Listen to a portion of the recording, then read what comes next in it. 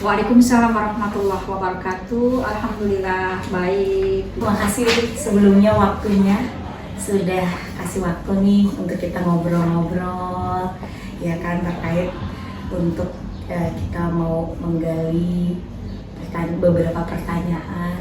Ibu bisa sharing pengalaman Ibu mengenai pengambilan keputusan-keputusan yang dimana untuk kami boleh belajar nih Ibu. Ya, sama-sama apapun yang dibutuhkan oleh Ibu Irma ya, selaku CGP, saya selaku kepala sekolah akan support terus. Semoga menjadikan yang terbaik buat Bu Irma. Terima kasih sebelumnya atas waktunya yang sudah diluangkan. Untuk hari ini saya mau belajar sama Ibu nih gimana tentang tata cara pengambilan keputusan. Tentunya banyak pengalaman Ibu yang akan saya jadikan pelajaran. Mau izin ya Ibu ya? Iya, terima kasih Bu Intan. Tidak belajar ya, kita sharing. Kita sama-sama sharing. Barangkali ada hal-hal yang baik yang sudah kami lakukan dalam pengambilan keputusan, mungkin bisa diambil ya, dipetik hikmah atau pelajaran untuk bisa kita lakukan bersama-sama. Baik Ibu, kita mulai untuk wawancaranya ya. Siap. Baik, untuk pertanyaan yang pertama, mungkin selama Ibu menjadi kepala sekolah tentunya banyak banget pengalaman-pengalaman dalam pengambilan keputusan ya Ibu ya. Nah, selama ini bagaimana Ibu dalam mengidentifikasi kasus-kasus yang merupakan dilema etika atau rujukan moral? Identifikasi kasus-kasus tersebut. Ya, kalau kita bicara tentang mengidentifikasi kasus-kasus ya, antara kasus dilema etika dengan rujukan moral ya, kita harus tahu dulu konsep apa itu dilema etika dan rujukan moral. Dilema etika itu kan sebuah persoalan ya, kita dihadapkan sebuah persoalan tapi kedua-duanya itu benar. Nah, itu kan dilema etika. Kemudian sebaliknya, kalau rujukan moral, kita dihadapkan sebuah persoalan tapi ini jelas pemisahnya antara mana yang benar dan mana yang salah. Nah, ini kita harus tahu konsepnya dulu. Nah, setelah kita tahu konsep itu, kita baru mengkategorikan mana sih, apakah persoalan ini masuk dikategorikan benar salah atau benar.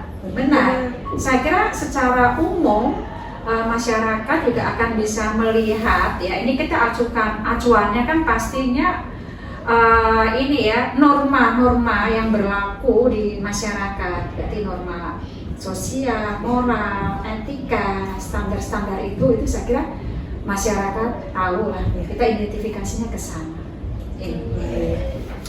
Baik Ibu, berarti untuk dilema etika sendiri dan rujukan moral itu kan terlihat jelas ya untuk perbedaannya. Namun dalam kasus dilema etika sendiri atau kasus yang sama-sama benar atau sama-sama mengandung nilai kebajikan, Ibu bagaimana menjalankan pengambilan keputusannya? Ya, kita sebagai seorang pimpinan itu kan kita harus ketika kita mengambil keputusan, kita apalagi dihadapkan dengan dua hal yang benar, kita harus dengan hati yang tenang ya. Kemudian kita tidak terburu-buru ya, ikhlas ya, itu antara lain hal-hal yang seperti itu yang kita siapkan. Artinya mental kita harus kita persiapkan, tidak emosional atau sedih itu harus dihindari, itu akan berdampak nanti, atau terlalu senang gitu kan ya. Jangan mengambil keputusan ketika sedih gitu kan ya, atau emosi, itu kan kita harus hindari hal-hal seperti itu.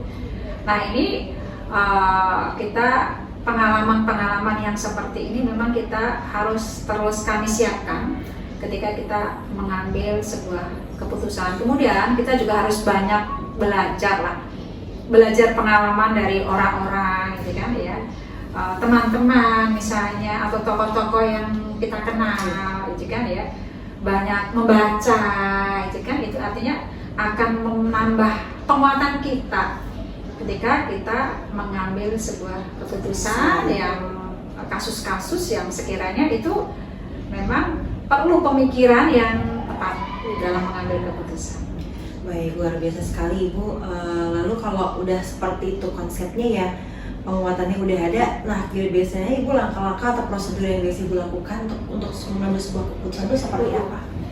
Iya, kita harus pertama ya harus mencermati kasus itu di mata hukum itu seperti apa, gitu kan ya. Hukum-hukum formal di negara ini, gitu kan ya. Kemudian mungkin juga kaitannya dengan tata tertib sekolah itu seperti apa, bertentangan tidak, gitu kan. Dan juga dengan hal-hal lain, etika, ya, keseharian kita, gitu ya. Nah, setelah kita pikirkan, pertimbangkan hal-hal itu, baru kita akan lebih lanjut, gitu kan, pelajari kasus-kasus yang seperti itu lebih lanjut nanti seperti apa dampaknya jika kita ambil sebuah keputusan. Kita lanjut ya Ibu ya, luar biasa nih Ibu. Iya. Kita mau gali lagi nih Ibu, ada hal-hal yang mau kita belajar lagi dari langkah-langkah tadi sebelumnya dan prosedur. Menurut Ibu selama ini yang dianggap paling efektif ya kan dalam pengambilan keputusan pada kasus-kasus dilema etika itu apa nih Bu? Kira-kira? Ya, hal yang paling efektif ya ketika kita mengambil sebuah keputusan dilema etika. Jadi kita harus punya ini ya, kepekaan. Seorang pimpinan itu kan harus punya kepekaan hati, kepekaan sosial, gitu kan ya. Ini harus kita tumbuhkan. Jadi kalau kita sudah punya kepekaan itu, memang ada kalanya ketika kita memutuskan ya sebuah kasus itu, logika itu mungkin nomor 2, gitu kan ya. Yang kita utamakan itu hati nurani, perasaan kita seperti apa. Ada kalanya seperti itu, tapi tidak semuanya. Nah, ini kalau kita bicara dalam keputusan ya untuk memutuskan kasus-kasus yang masuk di kategori dilema etika itu, saya kira itu bukan logika yang kita kedepankan, tapi hati nurani kita itu gitu. Ya. Terus kira-kira apa sih Bu tantangannya ketika diperhadapkan dengan keputusan kasus-kasus dilema etika ini yang selama ini Bu alami gitu? Iya, tantangannya pasti ada ya, karena ini kita dihadapkan pada 2 hal yang sama-sama benar, tapi kita harus mengambil satu keputusan mana di antara 2 ini yang paling benar itu. Kalau dua-duanya semuanya benar, ya pastinya satu ada yang harus dikorbankan. Nah, ketika satu yang harus dikorbankan ini tantangannya ini bagi kita ini. Mungkin ada yang merasa ada yang harus dikorbankan karena ini perasaan saya sebagai pengambil keputusan pun juga ikut berkorban. Saya merasa ikut kayaknya saya merasa ada orang yang terzalimi mungkin. Itu kan ya, itu tantangan bagi saya gitu kan. Jadi ya bismillah, semoga keputusan-keputusan yang kami ambil itu tidak sampai ke sana ya, kita kan bisa kita selesaikan dengan baik-baik, meskipun itu ya menurut pihak-pihak yang merasa itu keputusan yang tidak enak ya memang harus diterima. Enak ya Bu? Enak harus diterima. Jadi harus kadang-kadang ada yang dikorbankan ya Bu ya. Selanjutnya nih Bu, mungkin Ibu bisa sharing ketika Ibu menghadapi penyelesaian kasus dilema etika, apakah Ibu membuat jadwal tertentu atau langsung menyelesaikan di tempat gitu kan, bentuk dan prosedur yang selama ini Ibu lakukan seperti apa? Iya, kita kalau berpikir memutuskan ya sebuah kasus, apalagi yang menyangkut dilema etika, kita harus pertimbangkan dengan baik. Artinya bukan terus kita cari waktu yang khusus ya, tapi kita perlu pertimbangan-pertimbangan tertentu ya, dengan hati yang tenang, dengan pikiran yang jernih, supaya kita tidak salah langkah ya dalam mengambil keputusan itu. Karena apa? Jangan sampai ketika sudah memutuskan sebuah perkara atau kasus, nanti kita akan penyesalan ya di kemudian hari. Artinya kita harus benar-benar bisa ini ya, waktu kita memutuskan tuh benar-benar dengan kepala jernih, dengan hati yang tenang. Iya. Iya. Baik Ibu, dari apa yang tadi sudah Ibu jelaskan, kamu bisa memahami. Lalu kira-kira dari pengambilan keputusan Bu, ada nggak sih Bu faktor-faktor yang selama ini bisa mempermudah Ibu dalam mengambil keputusan dari kasus-kasus dilema etika yang pernah Ibu alami? Ya, ada hal-hal yang bisa mempermudah kami, ini terutama mungkin ini ya pengalaman. Itu yang bisa kami lakukan ketika kita pernah mengambil keputusan dengan kasus yang serupa yang pernah terjadi, itu akan memudahkan. Kita tinggal menyesuaikan dengan kondisi yang sekarang. Itu yang kita ini ya yang kita lakukan. Kecuali kalau hal-hal yang baru, itu kan kita belum ada pengalaman, kita harus berpikir nih harus seperti apa, gitu kan ya.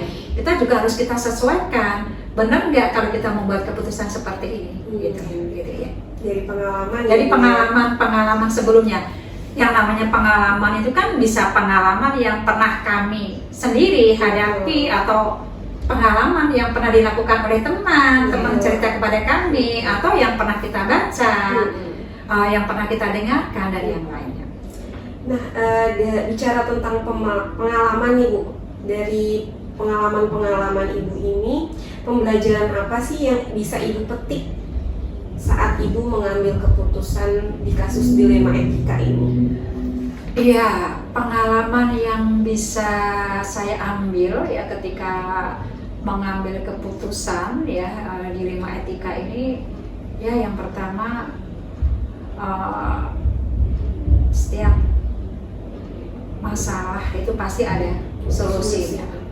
Ya, setiap masalah pasti ada solusinya, dan setiap masalah pun itu kan harus diselesaikan, itu jangan ditunda-tunda. Saya bukan tipe orang yang suka menunda-nunda persoalan. Karena apa? Akan semakin kusut, itu ya, akan semakin kusut masalahnya, juga semakin tidak jelas. Kasihan, gantung. Jadi ketika ada persoalan, saya ingin segera menyelesaikan persoalan itu. Ya kita pastinya kita libatkan lah beberapa pihak ya, supaya itu diterima oleh semuanya. Iya Bu, baik, terima kasih banyak Ibu hari ini sharing-sharingnya, dari pengalaman-pengalaman yang Ibu sharing ke kita. Mudah-mudahan nanti bisa kita ambil baiknya, kita jadikan pembelajaran untuk mengambil keputusan yang lebih bertanggung jawab, khususnya di kasus-kasus dilema etika ini. Ya, sama-sama, semoga bincang-bincang kita hari ini bisa menambah sebuah wawasan ya, meskipun ibu-ibu semua sudah banyak lah ya teori-teori yang didapatkan ya. Kalau dalam mengambil keputusan ini kan yang diperlukan adalah praktik, supaya nanti kedepannya akan semakin lebih hebat. Ya, terima kasih banyak. Assalamualaikum warahmatullahi wabarakatuh, Bapak Waluyo. Waalaikumsalam warahmatullahi wabarakatuh. Apa kabar Bapak? Alhamdulillah, harus ya. Alhamdulillah. Harus. Terima kasih nih Pak, waktunya udah diluangin buat kita wawancara sedikit, biar kita bisa belajar nih dari pengalaman-pengalaman Bapak sebagai kepala sekolah dalam pengambilan keputusan ya. Karena kan setiap harinya kepala sekolah tentunya dihadapkan sama pengambilan keputusan. Terlebih lagi ini kita mau bahas tentang dilema etika. Izin ya Pak, mudah-mudahan Bapak berkenan gitu. Boleh, silakan. Terima kasih atas kehadirannya, merasa tersanjung di kunjungan dan jadi narasumber gitu kan ya.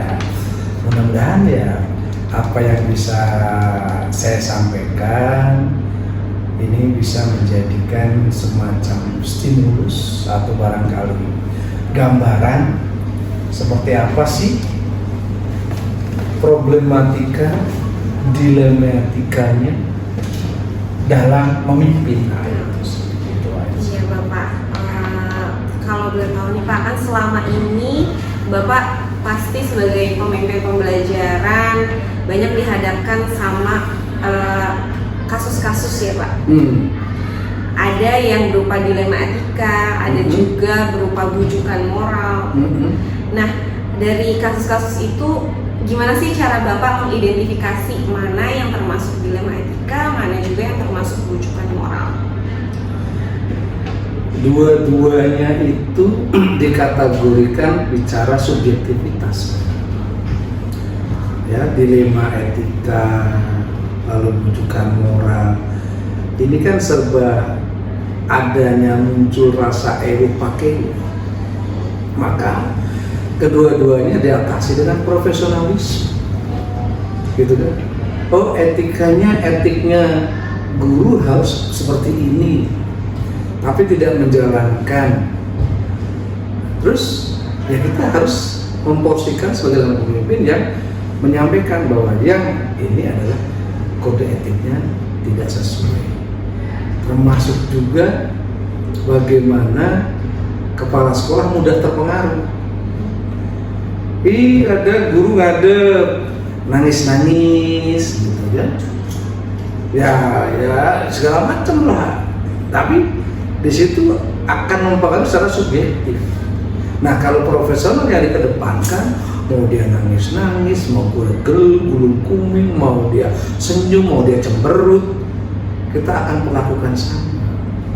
Sehingga keputusan yang kita ambil proporsional, tepat sasaran, dan mudah-mudahan itu.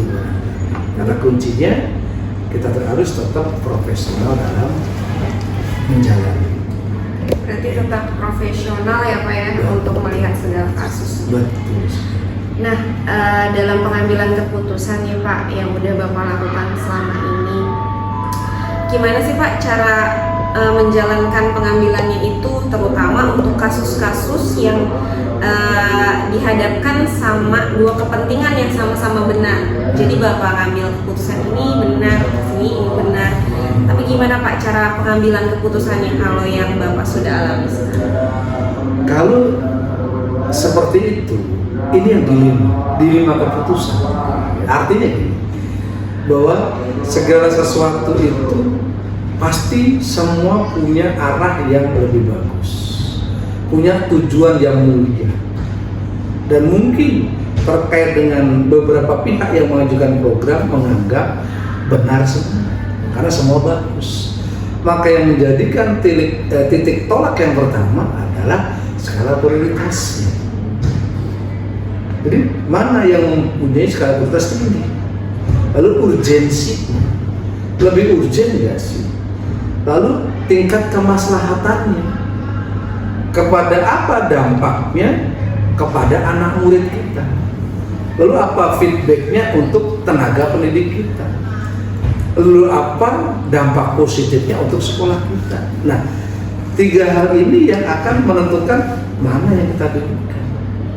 Nah, itu baru kita putuskan, benar semua seperti Anda ini legalitas, sehingga yang dibelakangkan akan menerima dengan senang hati.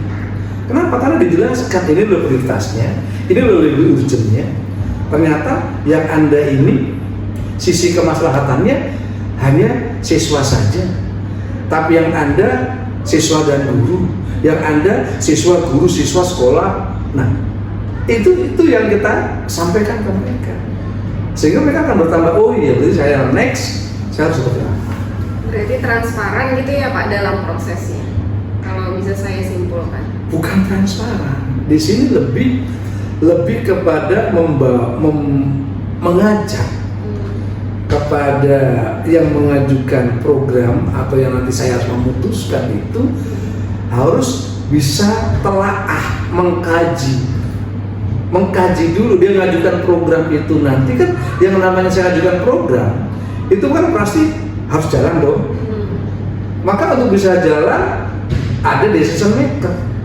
Nah, kita decision maker tuh arah pikirnya di mana? Jadi bukan transparan semua akan transparan, tapi bukan transparan di situ, tapi lebih kepada objektivitasnya dia dalam mengajukan itu dan melihat juga sisi kepala sekolah.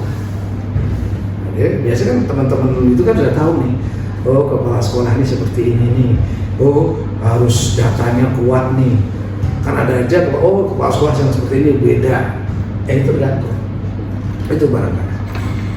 Oke Pak, tergambar jelas sih Pak dari penjelasan Bapak. Kalau misalkan langkah-langkah dan prosedur nih Pak yang Bapak lakukan sebelum melakukan keputusan, dan kira-kira apa yang paling Bapak anggap efektif dalam pengambilan keputusan pada kasus-kasus dilema etika tadi? Kalau seperti itu, tentu yang paling kita utamakan adalah basis datanya harus akurat. Jadi basis datanya harus akurat. Dari data tadi kita kolaborasikan dengan berbagai hal, lalu kita mencari kebenaran data yang lebih akurat tadi. Sehingga dari kegiatan yang kita ada rasa pakai tapi dengan dimunculkan data, sehingga walaupun dia itu seorang yang taat etik, tapi di titik tertentu dia harus terkena etik, nah ini nggak jadi masalah, kita bisa jalankan. Intinya tadi titik profesionalisme dan mengedepankan tadi, kita kedepankan di profesionalismenya, kemudian prosedurnya kita sampaikan prosedurnya.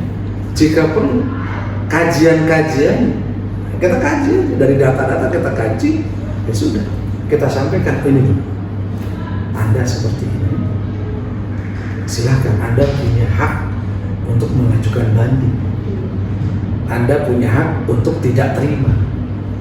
Nanti kita diskusi seperti apa hak Anda, tapi tidak juga harus ngeyel yang nggak ada ujungnya, tidak terima yang nggak ada ujungnya, tetap harus ada final keputusan. Itu benar. Baik Pak, luar biasa sekali dari jawaban Bapak. Mungkin izin saya lanjutkan pertanyaannya ya Pak. Boleh. Baik, yang selanjutnya adalah dari banyaknya kasus dilema etika mungkin yang selama ini Bapak hadapi. Misalnya dalam menentukan beberapa kasus, misalkan tentang guru ini baik atau tidaknya untuk pertahanan di sekolah karena kasus tertentu misalnya. Sementara dia juga dibutuhkan di sekolah misalnya, tapi di sisi lain juga dia ada hal yang perlu mungkin apa harus pindah segala macam. Dalam kasus-kasus tersebut salah satu contoh yang tadi disebutkan. Nah, tantangannya itu apa Pak? Ketika Bapak harus memutuskan di mana kondisi tersebut salah satunya itu sebenarnya dibutuhkan. ya justru ini menjadi tantangan. Justru ini menjadi hal yang menarik. Di satu sisi dia dibutuhkan, sisi lain dia ada hal yang harus kita koreksi. Di sisi lain sekolah ini ada kekurangan. Nah, caranya gimana? Justru sini peran kepala sekolah hadir di sana. Bahwa kita tidak boleh ketergantungan kepada personal, tidak boleh. Kita hanya boleh tergantung pada sistem. Pola kerja sistem inilah yang kita bangun, bukan kepada seseorang. Oh, saya tergantung sama Bu Intan, saya tergantung sama Ibu Ina misalnya. Jadi kita nggak bicara itu, tapi sistem bergeraknya ini. Oh, kalau dia nggak ada masalah, ini kok jalan kok. Itu, jadi kita tidak boleh terpengaruh dan juga terperangkap oleh itu yang kita sebut dengan subjektivitas. Ini dia baik loh sama saya, dia rajin banget, tapi pada saat dia melakukan kesalahan, maka yang bekerja sistem tadi. Kalau dia harus terpaksa harus dikeluarkan, kenapa tidak? Pasti akan ada pengganti yang lebih baik. Itu optimisme itu penting, sehingga orang juga tidak cuma oh sekolahnya kalau nggak ada gua nggak jadi itu sekolah. Nah, ada prinsip sebenarnya yang kita katakan, sistem yang dibangun. Sehingga kalau sistem tidak bicara siapa kepala sekolahnya, siapa makaseknya, siapa gurunya, bukan.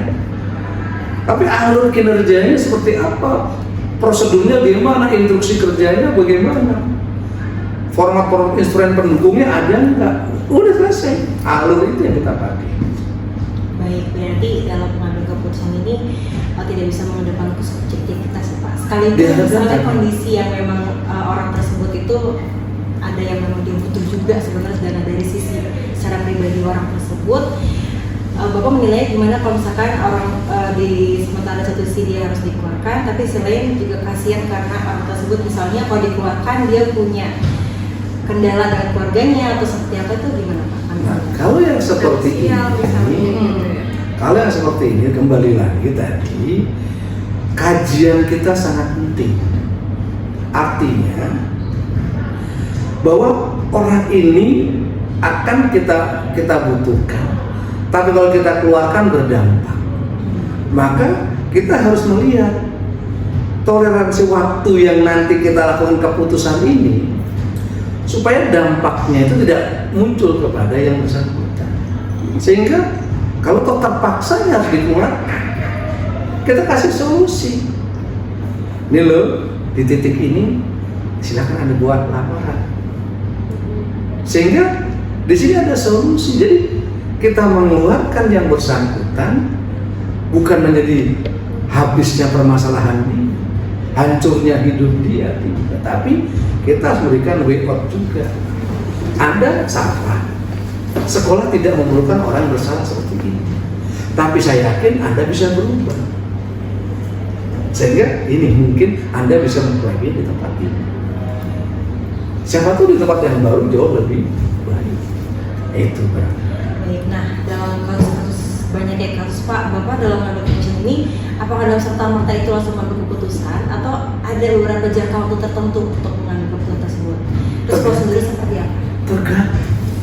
Jadi manakala keputusannya harus kita ambil segera, contoh yang tadi, kita akan segera melakukan PPCP, pelantikan pramuka, ya kan? Waktunya sudah mepet. Lalu kita kalkulasi waktu pengumpulan dananya, sehingga kita segera memutuskan dari masukan ini ada opsi A, opsi B, opsi C. Oke, yang visible yang mana? Opsi C. Oke, putus. Sehingga kaitan dengan tahapan-tahapan tentu kita akan mendengarkan dulu data-datanya seperti apa, kelebihannya seperti apa, kalau boleh mengembalikan lagi kepada SWOT-nya itu, titik lebihnya di mana, tantangannya di mana, peluang suksesnya seperti apa, perlakuannya harus seperti apa. Nah itulah yang akan memunculkan satu titik, oh berarti harus segera. Nah ada kalanya juga next, ini untuk anak-anak yang masuk perguruan tinggi, next masih di bulan Juni, sehingga oh berarti keputusan ini kita bisa perbaiki, kita bisa ada keputusan sementara. Oke, langkah ini dulu kita jalankan, dalam 3 bulan kita evaluasi, ini bisa nggak ya? Oh kita perbaiki atau kita sempurnakan. Jadi ada yang saatnya harus diputus, ada juga perlu pemikiran panjang, tergantung dari jenis keputusan yang kita ambil itu. Jangan sampai keputusan yang kita ambil secepat tapi bermasalah. Gitu. Baik Pak, luar biasa sekali penjelasan Bapak. Nah selanjutnya adalah kira-kira faktor-faktor apa sih yang mempengaruhi Bapak atau mempermudah Bapak dalam mengambil keputusan dalam kasus dilematika ini? Kalau saya intinya saya tidak ada beban. Saya memperlakukan sama, ya kan? Dan saya enjoy. Artinya bahwa apa yang saya lakukan ini sudah mengikuti garis kepemimpinan sudah ngikutin aturan-aturan yang ada, gitu ya, sehingga ya saya tidak ada dilema apapun yang saya ambil keputusan dan saya siap bertanggung jawab. Itu saya bertanggung jawab terhadap keputusan apapun yang saya ambil, resiko apapun bisa saya ambil, karena saya sudah dalam mengambil keputusan sudah banyak pertimbangan yang saya lakukan, tahapan-tahapan ya. Kalau ternyata ada problem, itu adalah salah satu konsekuensi. Ada tahapan yang belum saya tempuh mungkin, sehingga itu jadi bahan evaluasi. Next, saya harus tutup di sini. Itu. Saya buat pelajaran yang menarik pelajarannya. Bapak, ini pertanyaan terakhir nih Pak. Kira-kira pembelajaran apa sih yang Bapak petik dari pengalaman dalam mengambil keputusan? Pastinya kan nggak semuanya itu lurus-lurus aja setelah keputusan hasilnya baik gitu ya Pak. Mungkin ada dampak-dampak yang konsekuensi dari Bapak bilang. Nah itu pengalamannya atau pelajaran apa sih Bapak ambil dari hal tersebut? Kalau saya, selama keputusan yang saya berikan membuat orang lain bisa senyum, bisa bahagia, itu bahagia. Kemudian X, Pak, terima kasih Pak, dengan ini saya jadi luar biasa. Arti mereka enjoy, mereka bahagia dengan keputusan saya. Nah itu tuh membuat saya ikut bahagia. Oh berarti kesimpulan saya keputusan yang tepat. Tapi kebalikan, begitu dia ambil keputusan, tidak semua bisa bahagia. Nah berarti ini ada hal sifat subjektivitas. Contoh, saya harus mengambil keputusan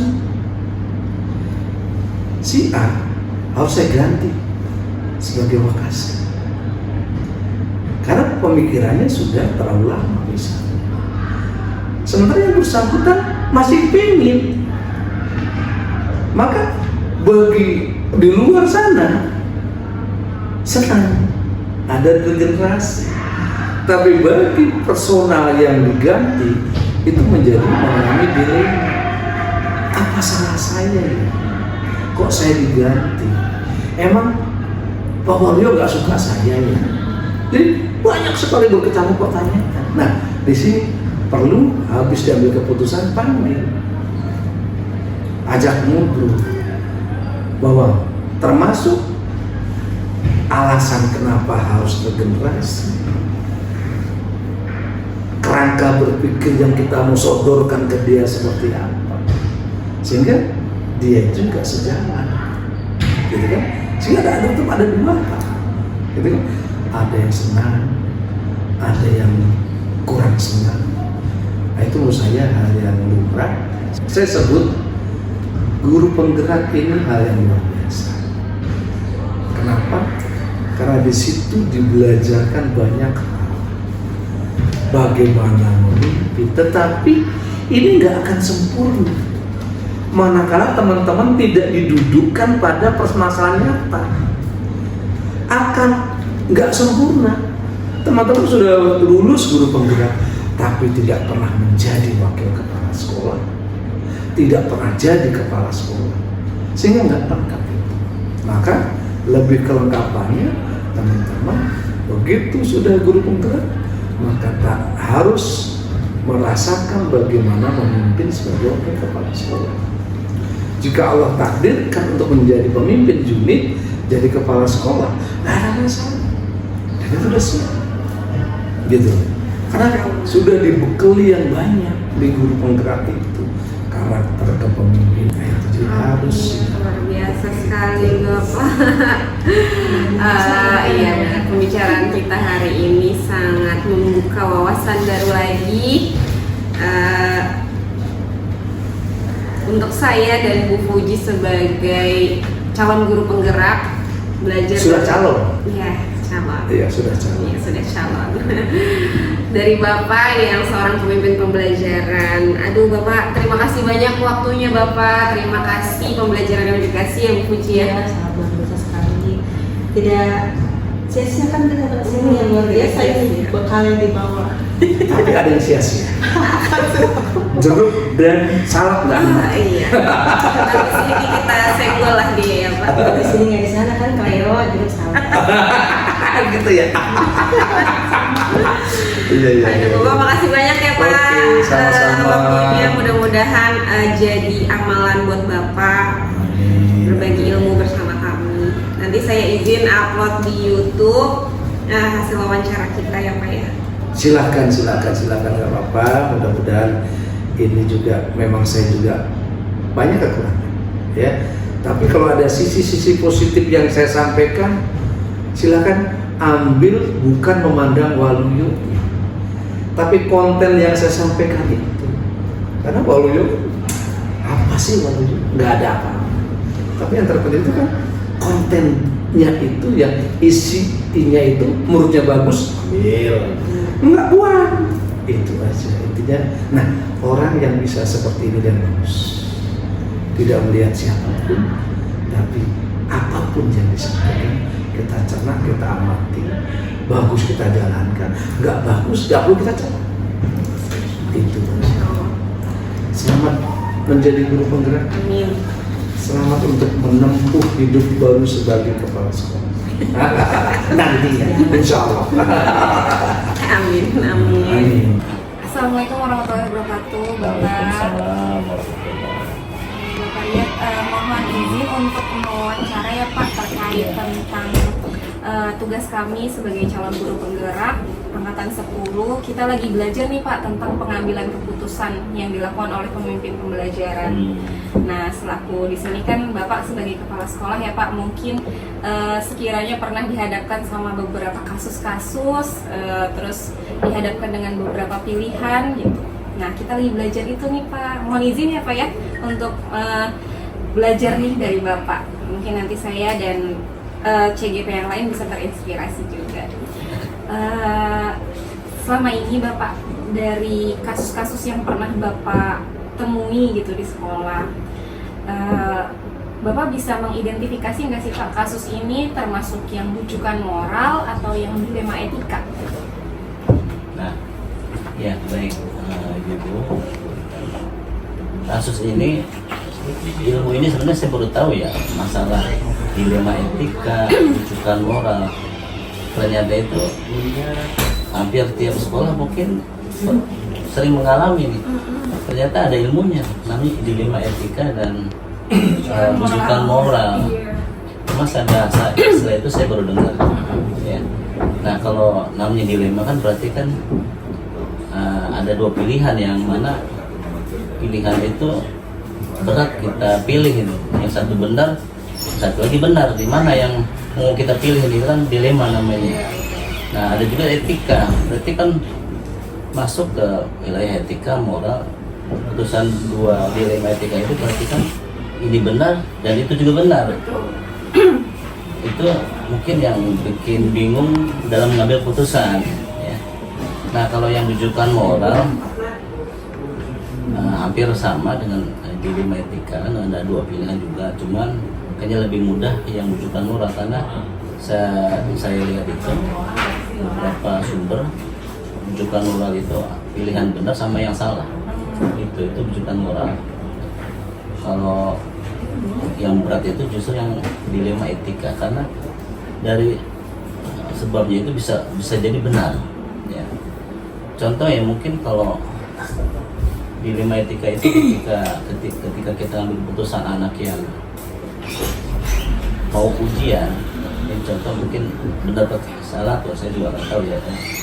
Dalam dilema etika itu ketika anak ujian kan harus dia menyelesaikan beberapa tugas ya, diantaranya dalam hal pembayaran ya, administrasi. Nah, ketika ujian harus melunasi nih. Ketika anak itu mau ujian ternyata belum lunas, ya sekolah harus ambil keputusan nih, ini harus ikut ujian atau tidak nih anak nih, karena persyaratannya kan harus bayar, harus lunas ya. Ini sering saya alami seperti itu. Nah, ini mungkin salah satu kasus dilema etika ya. Mungkin itu untuk mengidentifikasinya antara dilema etika dan rujukan moral. Yang lebih berat itu yang dilema etika itu. Iya, karena sama-sama benar ya Pak ya. Sama benar itu yang Kalau selama ini Pak, Mhm. yang sudah Bapak jalankan di sekolah Bapak, terutama untuk kasus-kasus yang dihadapkan dengan kepentingan yang sama-sama benar gitu ya Pak, dan sama-sama mengandung nilai kebajikan. Gimana tuh Pak cara Bapak mengambil keputusannya? dilema etika berarti ya. Iya. Mungkin contohnya tadi ya Pak, ada anak mau Iya. ujian tapi belum terselesaikan administrasinya, tapi di satu sisi dia punya hak juga Iya, untuk melaksanakan ujian Iya. gitu ya. Mungkin pertama kita harus paham ya kasusnya apa, ngerti ini anak masalahnya di mana sehingga tidak bisa ikut ujian atau belum menyelesaikan administrasinya. Itu pertama kita harus tahu asalnya apa. Kemudian untuk lebih dekat biasanya kalau ada kasus seperti itu saya panggil anaknya. Melakukan pendekatan gitu ya Pak. Pendekatan, panggil ini kenapa belum menyelesaikan administrasinya, dan masalahnya apa. Kalau memang masalah biasanya kalau swasta itu masalah faktor ekonomi ya, artinya nggak ada kemampuan untuk melunasi administrasinya. Kemudian saya mengkonfirmasi ke orang tua. Biasanya orang tua sudah ngasih, ternyata sama anak tadi diserahkan dari ke sekolah nggak dibayar. Nah itu biasanya setelah anak kita panggil, lanjut kita memanggil orang tua untuk mengkonfirmasi apakah benar ibu belum bayar atau bapak belum bayar untuk melakukan administrasi. Itu kasus salah satu kasus ya. Karena memang dalam dilema etika itu ada beberapa hal yang harus kita pikirkan ya. Misalnya ketika ada siswa ini merasa rajin ya, tapi ternyata administrasinya Tidak baik tidak gitu ya, Pak, diselesaikan tidak gitu, tidak bagus. Nah ini biasanya itu ketika ada kelulusan atau kenaikan kelas itu selain anaknya kita pendekatan ke anaknya, ke orang tua juga saya biasanya memanggil beberapa wakil kelas ya, wakil kepala sekolah kurikulum kesiswaan. Kalau bertiga itu sudah sepakat, yang bisa kita ambil keputusan. Termasuk juga masalah kalau misalnya administrasi biasanya bendahara kita Libatkan juga ya. memutuskan anak-anak boleh ikut atau tidak, lulus atau tidak. Termasuk juga kita ada rapat untuk membahas kasus anak-anak, macam-macam sih kasusnya. Macam-macam ya Pak. Iya, kemudian seperti itu sering kita biasa musyawarah. Iya. Kalau misal banyak ya kasusnya dan berat itu musyawarah. Berarti kalau bisa saya simpulkan tadi langkah-langkah juga udah termasuk ya Pak, prosedurnya itu Bapak pendekatan ke anak, Oh iya. ke orang tua gitu ya Pak, terus ke pihak seperti wakil kepala sekolah Iya. gitu, dan bendahara Iya. dilibatkan karena kalau ada tentang kasus yang mengenai administrasi gitu ya Pak ya. Nah dari langkah-langkah tersebut Pak, hal-hal apa aja yang Bapak anggap paling efektif nih Pak dalam pengambilan keputusan selama ini yang sudah Bapak Iya. lakukan? Nah, biasanya saya selalu musyawarah Musyawarah. dengan wakil kepala sekolah kurikulum kesiswaan, termasuk guru-guru juga saya libatkan yang berkaitan dengan masalah tersebut ya. Wali kelas juga. Kalau ada guru yang ini kan siswa ya, kasus siswa ya. Iya, contohnya. Ada guru misalnya guru itu rajin ya, tapi dia punya hobi misalnya ya, yang beda dari tugas dia. Artinya gini, ketika ada jam ngajar dia ada hobi, misalnya ada hobinya itu kuliner misalnya, dia ikut perempuan misalnya, ikut perempuan Ikut lomba ikut gitu, lomba. Pak. Dia harus milih mana nih. Nah sekolah bisa mutusin nih, kalau dia ikut lomba tapi dia meninggalkan tugas, akibatnya anak itu tinggalan. Nah, dan itu kalau saya ya, kalau sekali dua kali mungkin bisa kita maafkan kalau misalnya ada dua tugas yang sama-sama dia lakukan ya. ngajar dengan hobi ya. Kalau sudah ketiga kali baru kita ambil tindakan. Ini buat kita sulit tuh. Iya. Ya, dia rajin sebenarnya, tapi dia ternyata ada tugas yang lain. Ya, itu kita musyawarah pertama. Kita tegur guru tersebut. Nah, yang paling baik itu menurut saya ya musyawarah dengan Musyawarah berarti ya Pak yang dianggap paling Ya, efektif. betul, untuk termasuk juga kalau ada orang tua ya, kalau masalah anak ya. Iya, Anak tuh terkait dengan siswa ya. ya kita libatkan untuk orang tua. Kalau misal belum ini tidak banyak begitu banyak, kita panggil hanya beberapa waktu di Pulau termasuk komunitas siswaan itu kita panggil. Karena saya pernah satu guru ini yang saya keluarkan, dia tuh hobinya dengar musik, sampai dia lupa tugasnya di keajar tuh sampai ketiduran, sengaja tidur sambil dengar musik itu ternyata itu sudah berkali saya peringatin udah sepanjang saya baru setahun tuh di sini ngajar ya, saya bikin surat perjanjian saya tulis kan ya berarti berganti ternyata tidak perubahan, akhirnya dia mundurkan diri gitu. Itu yang mungkin ya dalam musyawarah ya, contoh dari dulu. Kita lanjut ya Pak. Oke. Yang susah-susah. Ujian ya Pak. Soalnya saya lagi parah nih Pak, habis konser. Selanjutnya kira-kira apa sih Pak selama ini yang menjadi tantangan ketika Bapak mengambil keputusan pada kasus-kasus dilema etika? Tantangan. Iya. Yang selama ini pernah dialami ketika mengambil keputusan. Ya. Karena ini tadi yang saya sampaikan bahwa tantangan terberat itu kalau untuk saya dari ada beberapa faktor sebenarnya. Masalah administrasi ya, masalah faktor ekonomi berarti kan. Terus ketika ada ujian atau apa yang harus menyelesaikan administrasi. Kemudian ketika kita panggil dengan bergantung pada anak, ada juga orang tua yang nggak mau kerjasama nih. Nggak Ya, kooperatif kita gitu. undang untuk kita rapat ketika ada, kan biasa setiap awal tahun tuh ada rapat orang tua, saya itu biasa minimal 2 kali dalam setahun. Pertama awal tahun untuk silaturahim lah, untuk sosialisasi kegiatan. Itu ada orang tua yang nggak pernah datang, termasuk ngambil rapot pun nggak pernah datang. Itu tantangan saya tuh, hambatan saya tuh, sehingga kurang kerjasama antara sekolah sama orang tua sama keluarga. Ya, mungkin itu ya, kurang kerjasama orang tua. Untuk tantangan saya Di kasus-kasus itu ya Pak ya. ya, yang terkait banyak kan dengan seperti murid. itu ya. Orang tua yang kurang kerjasama mendukung kegiatan sekolah. Kurang ada kerjasama ya Pak. Jadi tantangannya itu Bahkan jadi ada dari kelas 10 sampai mau kelas 12 itu nggak bayaran sama sekali. Di sekolah saya tuh banyak seperti itu. Kirain satu beberapa anak itu. Ya, kita mau nggak mau ya, karena anak rajin ya. Ya kasih kasihan. Nah itu ada faktor kasihan tuh untuk antara keadilan sama kasihan. tantangan juga tuh. Iya. Mana pilih mana.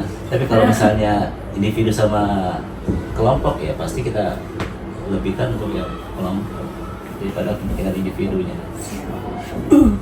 Terus Pak, ketika menghadapi permasalahan, kira-kira Bapak punya jadwal khusus atau langsung menyelesaikan masalah itu saat itu juga gitu loh. Kira-kira kalau Bapak seperti apa ketika menghadapi masalah? Kalau saya biasa itu selalu memanggil stakeholder yang berkaitan dengan kasus itu. Kalau misalnya keuangan yang berkaitan sana, ya ini anak perlu dibantu nggak? Kan kalau untuk emang gratis ya, benar ya untuk SPP-nya. Kalau swasta itu tidak digratiskan, cuma dibantu. Ya, nah itu termasuk wali kelas saya panggil. Ini anak gimana, yatim nggak? Atau yang orang tuanya ada tidak? Kalau memang dia yatim piatu, apalagi yatim piatu ya, kemudian kondisi ekonominya juga kurang, kita bantu. Artinya ada beberapa waktu kita kumpulkan guru ataupun wali kelas dalam menyelesaikan masalah ini, dilema etika ini. Jadi selalu musyawarah. Tadi belum lama istirahat saya musyawarah masalah uang kas, masalah P5 itu semua saya musyawarahkan itu.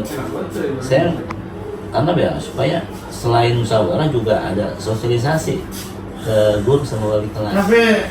Tidak hanya kita yang buat program, tapi guru nggak tahu. Kita harus sosialisasikan kegiatan kita pada yang lain. Selalu saya rutin untuk musyawarah. Iya. Walaupun hanya 5 menit, 10 menit ya. Ya selain itu, selain ketika mau ujian, selain itu juga ada kita selalu musyawarah. Minimal ada di grup lah, dan punya diskusinya. Berdiskusi. Iya, Mbak. Bu Intan. Terus selama ini Pak, ada nggak sih orang-orang tertentu atau faktor yang mempermudah atau membantu Bapak dalam memilih pengambilan keputusan dalam kasus-kasus dilema etika? Faktor ya, tadi orang ya, Iya. sebenarnya itu. Saya selalu musyawarah ya, diskusi. Yang paling berperan yang sekarang ini pertama kurikulum saya. Iya, ya. Saya makanya saya mengajar bahasa Jepang, sensei. Itu dia selain kurikulum juga pengalamannya ya luar biasa untuk masalah-masalah administrasi guru, administrasi anak-anak itu selalu dekat dengan anak-anak. Jadi kan kurikulum ini kesiswaan yang selalu saya libatkan untuk diskusi. Kemudian kalau masalah data siswa ya saya libatkan laptop. Selalu saya musyawarahkan untuk laptop. Masalah keuangan saya mau berbeda. Karena saya sendiri jarang ya memutuskan sendiri keputusan itu sampai saya diskusi. Karena walaupun saya bisa ya memutuskan sendiri ya, tapi karena biar untuk mufakat artinya ada kebersamaan manfaat yang baik, tidak hanya ego saya sendiri, tapi semua juga bisa ada manfaatnya. Jadi saya selalu musyawarah, terutama itu wakil-wakil saya yang saya libatkan untuk berdiskusi dalam kasus-kasus yang harus diselesaikan ya, masalah dilema itu ya, masalah dilema itu. Berarti ada tim ya Pak? Ada tim, betul ya. Membantu Bapak dalam menghadapi masalah ketika mengambil keputusan. Iya. Terakhir nih Pak, Alhamdulillah. ini yang sangat ditunggu ya. Jadi dari semua yang tadi Bapak sudah sampaikan ke kami nih, yang sudah Bapak share, kira-kira ada hal nggak yang kira-kira Bapak untuk bisa aktif dan ambil untuk mengambil keputusan ke depannya? Jadi karena saya selalu musyawarah ya, itu ya keputusannya itu akan memberi tidak akan timbul yang dirugikan. Saya nggak mau keputusan saya ini ada pihak-pihak yang dirugikan, termasuk anak ya. Ketika saya memutuskan ini anak keluar, saya nggak berani mengeluarkan gitu saja. Saya musyawarah dengan guru, wali kelas, masuk orang tua kita panggil. Selama anaknya, kalau saya memutuskan, kalau selama anaknya itu masih mau sekolah, saya terima, kita terima. Orang tuanya sanggup untuk melanjutkan, tapi ketika anak sudah lama sekolah ini berat, ini diluju tuh, ya. Nah, itu saya tidak langsung mengeluarkan, tapi dengan perjanjian. Kalau memang pernyataan pertama tetap tidak ada efeknya, dua sama, biasanya surat SP yang ketiga. Kalau sudah SP 3, ya mau berarti mengundurkan diri. Untuk anak saya nggak perlu mengeluarkan ya, tapi mengundurkan diri ya. Karena itu keputusan bareng yang musyawarah, hasilnya anak pun menerima karena tidak merasa dikeluarkan, mengundurkan diri. Dan saya berharap semua keputusan itu ada manfaatnya, baik buat sekolah ya, karena kan kalau ada anak bermasalah itu bisa efeknya ke teman-temannya. Anak yang malas itu biasanya bisa merembet ke teman yang lain. Ya tetap kita ada tindakan-tindakan sebelum sampai ke menyampaikan ke teman-teman yang lain. Jadi itu, jadi saya ambil keputusan supaya tidak ada pihak-pihak yang merasa dirugikan. Artinya ada manfaatnya buat sekolah ataupun guru ataupun pihak keluarga yang berkaitan dengan kasus dilema etika ini. Itu berat itu, yang dilema etika itu benar-benar. Makanya saya berani sendiri keputusan itu. Ya, walaupun saya baru tahu ilmunya dilema etika. Hari itu biasa kita Tiap hari kasus-kasus itu dihadapi ya Pak ya. Betul. Ya, luar biasa sekali nih Bapak. Termasuk saya ketika ada kegiatan sekolah sama acara keluarga itu saya juga dilema tuh. Nah itu. Mana yang saya Secara lagi lupa pribadi ini ya, ya? Pak. Makanya sekarang kalau pilih keluarga, saya lepas peran sekolah kan ya, sehingga nggak ada beban.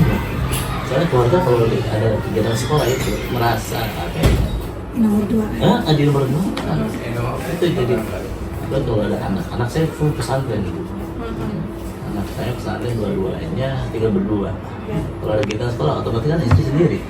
Iya, di rumah mau nggak mau ya. Kalau memang diizinkan sama guru-guru ya saya kerja kayak tur atau tapi kelas lah gitu saya sekolah. Bapak, luar biasa sekali Bapak sharing-sharing kita hari ini. Iya. Terima kasih banyak atas waktunya yang sudah diluangkan, terus atas jawaban-jawaban yang menginspirasi saya dan Biasa Ibu jawaban Irma. saya apa adanya. Iya, justru kan kita belum mengalami ya Bu ya, jadi kita banyak belajar gitu dari Bapak. Makasih banyak ya Pak. Sama-sama. Mudah-mudahan